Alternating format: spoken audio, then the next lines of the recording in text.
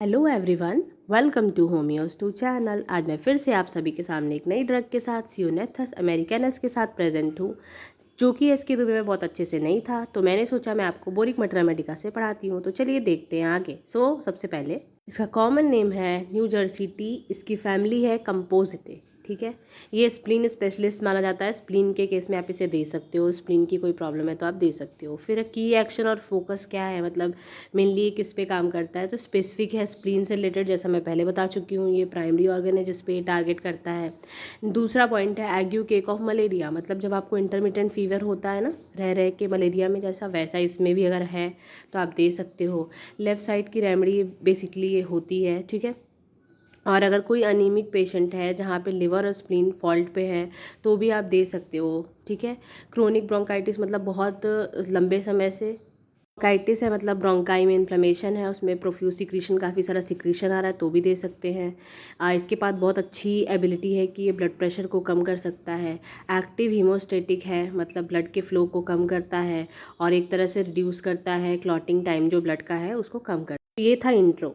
चलते हैं इसके एब्डोमेन और रेक्टम पे। एब्डोमेन में क्या होता है कि जैसे एब्डोमेन में जो भी ऑर्गन है, जैसे स्प्लीन है तो स्प्लीन एनलार्ज हो जाएगा, स्प्लेनाइटिस यानी इन्फ्लेमेशन होगा स्प्लीन में। ठीक है, पूरे लेफ्ट साइड में पेन होगा और डीप सीटेड पेन, मतलब बहुत ही अंदर तक पेन होगा तुम्हारे लेफ्ट हाइपोकॉन्ड्रियम में। ठीक है, और हाइपरट्रोफी ऑफ स्प्लीन यानी स्प्लीन की साइज़ बढ़ जाएगी, वही एनलार्जमेंट ऑफ स्प्लीन पढ़ चुके हैं। ल्यूकेमिया यानी कि कैंसर का भी प्रॉब्लम हो सकता है। ठीक है, और वॉयलेंट डिस्पनिया यानी डिफ़िकल्टी इन ब्रीदिंग, मतलब ब्रीदिंग में डिफ़िकल्टी होगी वॉयलेंट सडन अचानक से।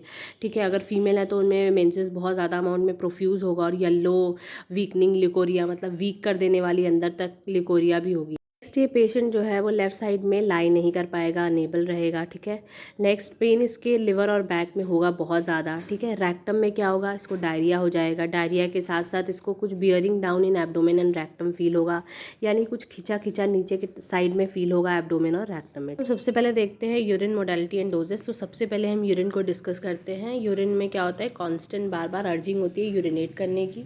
ठीक है, और इसका यूरिन कैसा होता है, इसको टॉयलेट कैसी होती है, ग्रीन, हरा हरा, फ्रोथी यानी झागदार, कंटेन बाइल एंड शुगर, इसमें बाइल और शुगर भी होता है। फिर हम मोडालिटीज़ देखते हैं, डोजेस देखते हैं, क्योंकि रिलेशनशिप थोड़ा बड़ा है तो मैं लास्ट में बताऊंगी। मोडालिटीज़ यानी कि वर्स कंडीशन किस मतलब हो जाता है, मोशन करता है या लेफ्ट साइड में लेटा रहता है तो दिक्कत होती है। डोज में फर्स्ट एटिरेशन के तौर पे इसको लेते हैं, लोकली से हेयर टोन के तौर पे यूज़ करते हैं, मतलब बालों की अच्छी ग्रोथ के लिए। इसे काफ़ी सारे अलग अलग रेशियोज़ में अलग अलग दवाओं के साथ मिल करके, मेनली आर्निका, जिबुरेंडी, ऐसा करके, मतलब इनके साथ हेयर टोनिक के तौर पे यूज़ करते हैं।